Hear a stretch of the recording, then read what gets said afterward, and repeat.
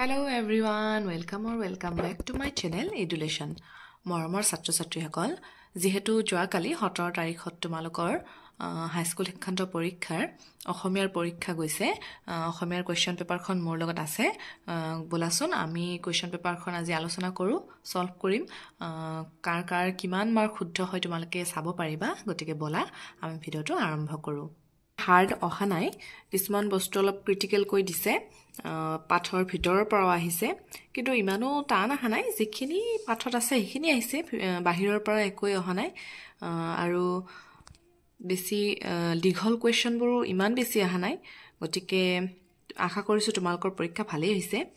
মই কিছুমান ইয়াত সাইডত লিখি দিছো এনসাৰসমূহ। প্ৰথম গ্ৰুপ এ অৰ্থাৎ বিভাগ ক বিভাগৰ প্ৰথম প্ৰশ্ন আহিছে, ইনফোসিস কোম্পানীৰ প্ৰতিষ্ঠাপক কোন? এইটো আহিছে উদ্যোগী হোৱা পাঠটোৰ পৰা আহিছে। এইটো উত্তৰ হ'ব নাৰায়ণ মূৰ্তি। কিহে অসমীয়া জাতিক অধিক কটকীয়া কৰিলে? অসমীয়া ভাষাটোৱে হ'ব। তাৰ পিছত চাবা 2 নম্বৰত আছে, ইয়াত 2 মাৰ্ককে আছে, গতিকে অলপমান 2-3 শাৰী মান লিখিব লাগিব। বিজিতে ছাৰক উদ্যোগী সম্পৰ্কে কি কৈছিল? এনসাৰটো হ'ব এনে ধৰণৰ, বিজিতে ছাৰক উদ্যোগী সম্পৰ্কে কৈছিল, উদ্যোগীসকল হ'ল এনে ব্যক্তি যিয়ে নিজে ব্যৱসায় বা উদ্যোগ আৰম্ভ কৰি কোনো বস্তু বা সেৱা বিক্ৰী কৰি নিজৰ জীৱিকা উলিওৱাৰ লগতে আনকো কৰ্মসংস্থান দিবলৈ সক্ষম হয়। এইখিনি লিখিলে তোমালোকে 2 মাৰ্কছ পাই যাবা। ইয়াত যিকোনো দুটা লিখিব দিছে, তোমালোকে কোন দুটা লিখিছা চাই ল'বা। এইটো চাবা, খ নম্বৰটো আহিছে অলপ ভিতৰৰ পৰা, ভাৰতীয় সংস্কৃতি যিটো পাঠটো আছে তাৰ পাঠটোৰ ভিতৰৰ পৰা এইটো দিছে। সাধাৰণতে সকলো আৰ্টৰ মূলতে দুটা বিপৰীত পন্থাই কাম কৰা দেখা যায়, পাঠৰ সহায়ত বুজাই লিখা। এনসাৰটো হ'ব এইখিনি, সাধাৰণতে সকলো আৰ্টৰ মূলতে দুটা বিপৰীত পন্থাই কাম কৰা দেখা যায়। এটাৰ উদ্দেশ্য কাৰুকাৰ্য আৰু জাকজমকতাৰ সৃষ্টি, আনটোৰ উদ্দেশ্য সংযম আৰু আড়ম্বৰহীনতা। এটাই বাহ্যিক আৰু দৃষ্টি মুখৰ আড়ম্বৰৰ জৰিয়তে প্ৰকাশ বিচাৰে, আনটোৱে আমাক অন্তৰাত্মা স্পৰ্শ কৰি অভিভূত কৰে। এইখিনি হ'ব। নেক্সট কুৱেশ্যন আছে, অসমৰ পুৰণি সাহিত্যৰ সমলবোৰ কি কি? এইটো হৈছে অসমৰ জনগোষ্ঠী চেপ্টাৰটোৰ পৰা। এনসাৰটো হ'ব এনে ধৰণৰ, অসমৰ পুৰণি সাহিত্যৰ সমল হৈছে অলিখিত, গৰখীয়া নাম, নিচুকনি গীত, নাও খেলোৱা গীত, বাৰমাহী গীত, আইনাম, বিয়ানাম, বনগীত, বিহুগীত, দেহ বিচাৰৰ গীত, মন্ত্ৰ সাহিত্য আৰু ডাকৰ বচন আদি। এইখিনি লিখিলে তোমালোকে 2 মাৰ্কছ পাই যাবা। তাৰ নেক্সট আছে 4 মাৰ্কৰ নাইবা দিয়া আছে ইয়াত। এইটো আৰু মই দেখাই নিদিও, এইটো উদ্যোগী হোৱাৰ পৰা আহিছে। প্ৰথমটো ছাত্ৰ-ছাত্ৰীক সকলক উদ্যোগী হিচাপে মানসিকভাৱে প্ৰস্তুত কৰি ৰাখিবলৈ কি কি কৰিব পৰা যায়। নাইবা দিয়া আছে, সভ্যতা আৰু সংস্কৃতি দুটা শব্দৰ মাজৰ পাৰ্থক্য বিচাৰ কৰা। সভ্যতা সংস্কৃতি এইটো আহিছে ভাৰতীয় সংস্কৃতি চেপ্টাৰটোৰ পৰা। ইয়াত আছেই, পাঠৰ মাজতেই আছে ধুনীয়াকে। আশা কৰিছোঁ তোমালোকে লিখিব পাৰিছা। নেক্সট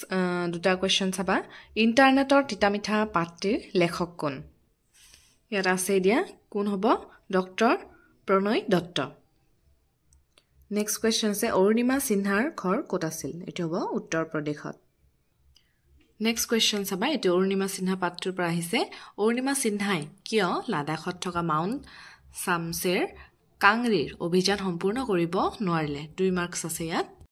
উত্তৰটো হ'ব এনেকুৱা, লাডাখত থকা মাউণ্ট চামছেৰ কাংৰীৰ উচ্চতা আছিল 21,108 ফুট উচ্চতালৈ আৰোহণ কৰিবলৈ সক্ষম হ'ল। সেই সময়ত বতৰ আছিল অত্যন্ত প্ৰতিকূল। এনে প্ৰতিকূল বতৰত অভিযান চলোৱা অসম্ভৱ হৈ পৰাত শিখৰলৈ মাত্ৰ 690 ফুট অতিক্ৰম কৰিবলৈ বাকী থাকোঁতে অৰুণিমা সিনহা আৰু সংগীসকলে অভিযান সামৰি তললৈ নামি আহিবলগীয়া হ'ল। নেক্সট চাবা, 6 নম্বৰত আছে, ইণ্টাৰনেটৰ সহায়ত কুঁৱলী কি কি নতুন অভিজ্ঞতা আহৰণ কৰিলে?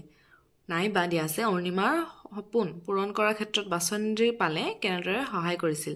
4 মাৰ্ক আছে, গতিকে অলপমান দীঘলকে লিখিব লাগিব তোমালোকে। ক নম্বৰৰ এনসাৰটো এনেকুৱা ধৰণৰ, কি কি অভিজ্ঞতা পাইছিল তাই? তোমালোকে নিশ্চয় পাঠটোত পঢ়িছা আৰু প্ৰশ্ন উত্তৰটো দিয়া হৈছিল, নিশ্চয় পঢ়িছা আৰু লিখিব পাৰিছা। নেক্সট নাইবা এটা যদি আছে, অৰুণিমাৰ সপোন পূৰণ কৰাৰ ক্ষেত্ৰত বাচন্দ্ৰী পালে কেনেদৰে সহায় কৰিছিল, সেইটোৰ এনসাৰ হ'ব এনেকুৱা ধৰণৰ। যেহেতু 4 মাৰ্ক আছে, এইখিনি দীঘলকৈ অলপ লিখিবই লাগিব, তেতিয়াহে তোমালোকে মাৰ্কছ পাবা।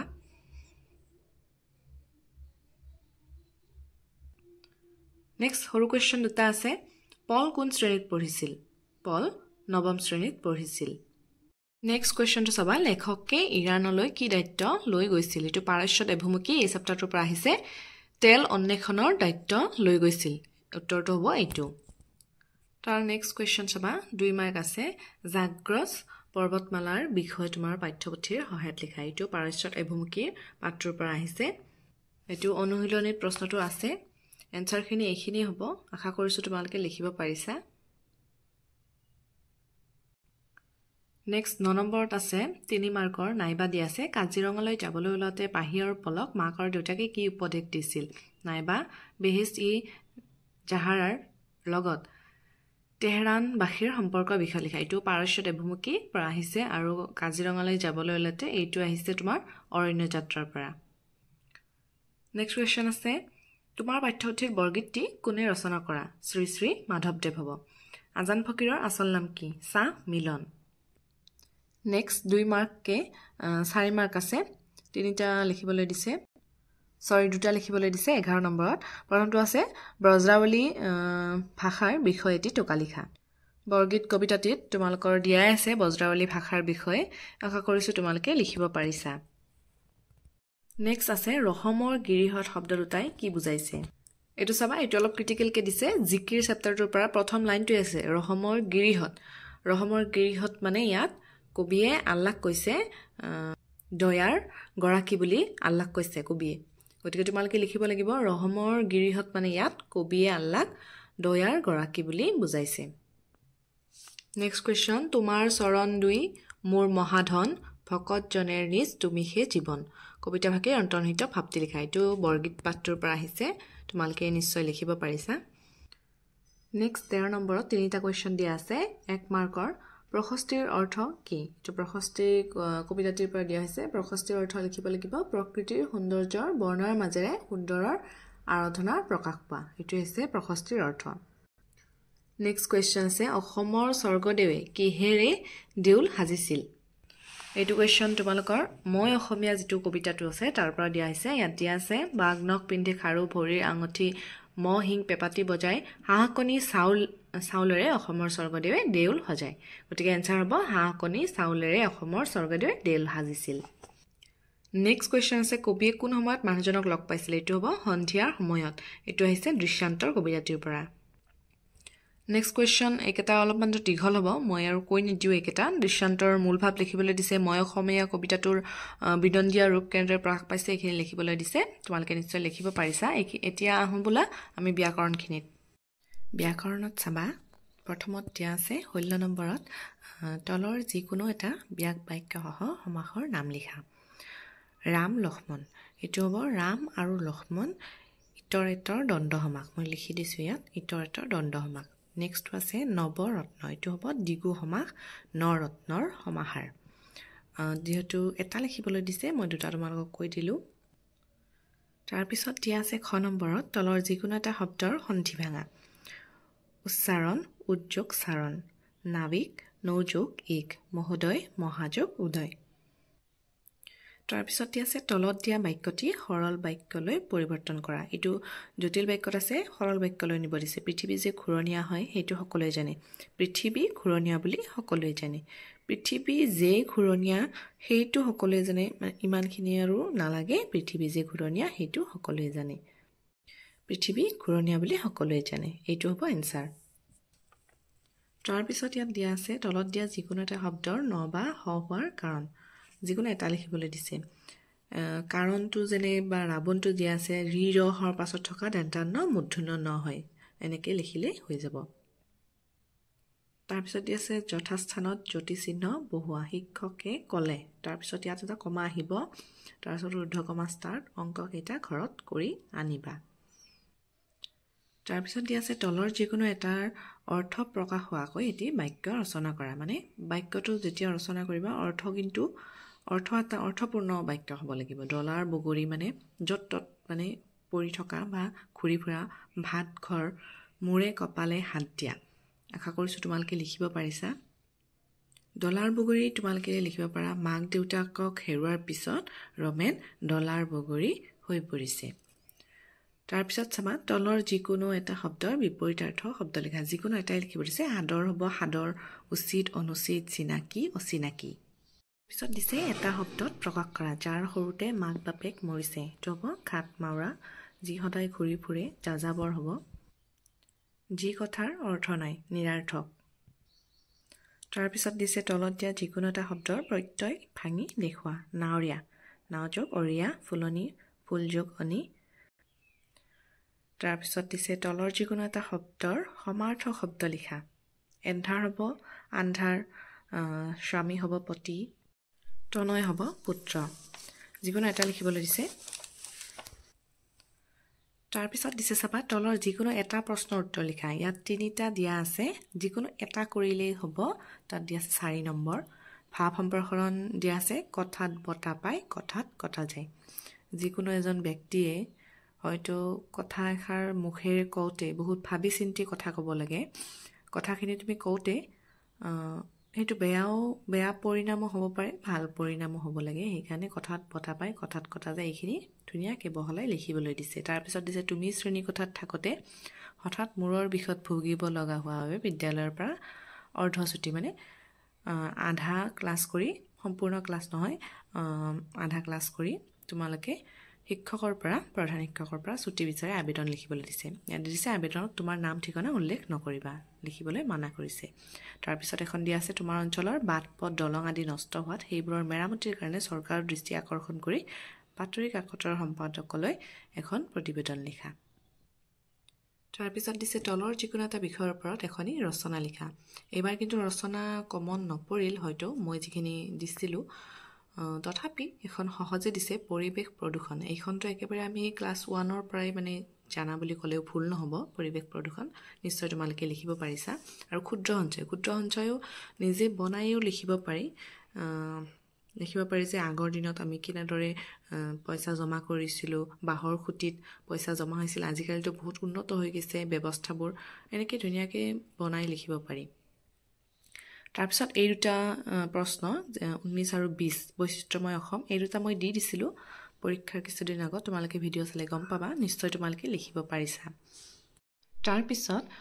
21 নম্বৰত চাবা তলত দিয়া গদ্যাংশৰ মূল ভাৱ লিখা এইটো প্ৰশ্ন মানে এনেকুৱাকৈ অহা নাছিল আগৰ পৰীক্ষাবোৰত এইবাৰ প্ৰথম এনেদৰে দিয়া দেখা গৈছে এই দফাটো তোমালোকে ভালদৰে পঢ়িলে বুজি পাবা যে ইয়াত কি লিখা আছে সেইখিনি ধুনীয়াকৈ কি কৈছে নিজৰ ভাষাত বহলাই লিখিলেই তোমালোকে 4 নম্বৰ পাই যাবা আশা কৰিছোঁ সকলোৱে লিখিব পাৰিছা নেক্সট আহিছে গ্ৰুপ বি সংঘৰ এইখিনি পিছফালৰ প্ৰাচীন সাহিত্যৰ পৰা আহিছে যোনে প্ৰাচীন সাহিত্য লৈছিলা নালন্দা বিশ্ববিদ্যালয়ৰ নতলীয়া পুথিভঁৰালটোৰ নাম কি আছিল এইটো হ'ব ৰত্ন দধি তাৰপিছত 23 নম্বৰত আছে যিকোনো এটা লিখিবলৈ দিছে এটাতে 2 মাৰ্ক আছে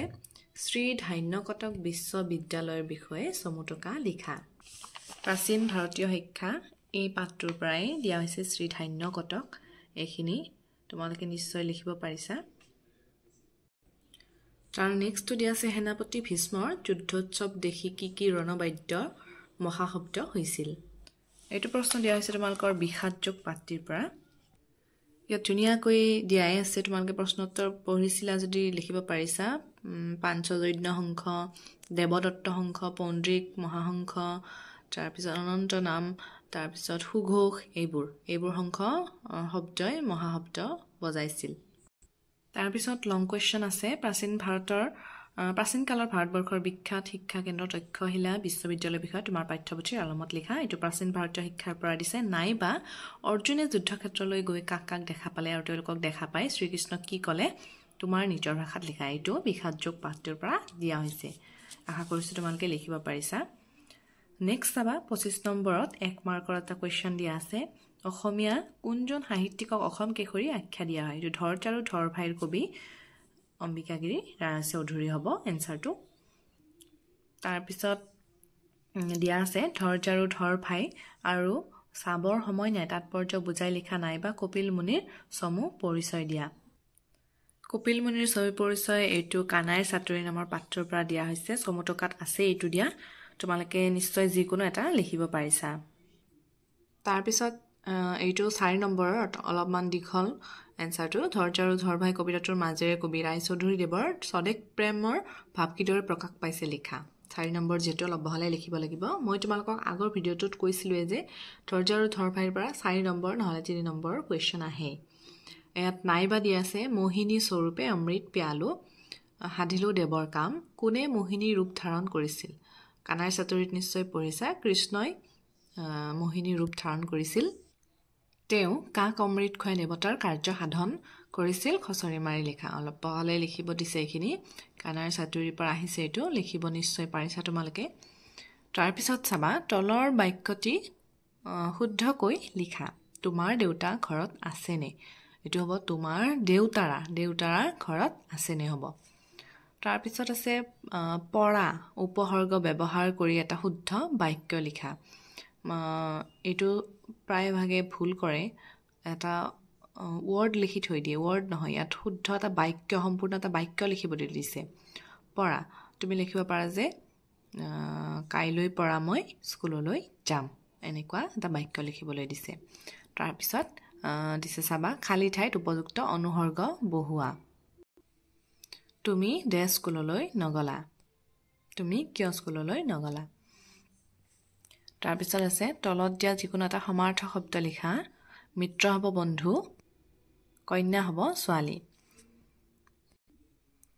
তাৰ পিছত দিয়া আছে তলত যিকোনো এটা শব্দৰ আধুনিক ৰূপ লিখা তাখম্বা হ'ব তেওঁলোকক ৰজনী ৰাত্ৰি লিখিব পাৰা তাৰ পিছত আছে বিপৰীত শব্দ যিকোনো এটা লিখিব দিছে স্বদেশ বিদেশ সুবিধা অসুবিধা তলত দিয়া যিকোনো এটা শব্দৰ বিপৰীত লিংগ লিখা লিংগ হলে বিপৰীত ল'ৰা হ'ব ছোৱালী দেউতা হ'ব মা তাৰ পিছত দিয়া আছে তলত দিয়া যিকোনো দুটা ছন্দৰ সূত্ৰ লিখি উদাহৰণ দিয়া ছন্দ তোমালোকে লিখিব নিশ্চয় পাৰিছা সূত্ৰবোৰ তোমালোকে নিশ্চয় পঢ়িছিলা সহজ দিয়া হৈছে কুকুমমালা লেছাৰী পয়াৰ এইকেইটা সহজে হয় লিখিব নিশ্চয় পাৰিছা গতিকে ছাত্ৰ ছাত্ৰীসকল পেপাৰখন ইমানো টান আহানে বা ইমান সহজ বুলিও নকওঁ মই অলপ ক্ৰিটিকেল কৈ দিয়া হৈছে এবাৰ ভিতৰৰ কোৱেশ্চনো আহিছে গতিকে আশা কৰিছো তোমালোকৰ পৰীক্ষা ভাল হৈছে আগন্তুক আৰু যিকেইটা পৰীক্ষা আছে ভালদৰে দিবা ব্যস্ত প্লাক থাকিল আজিৰ ভিডিঅটো ইয়াতে মই সমাপ্ত কৰিছো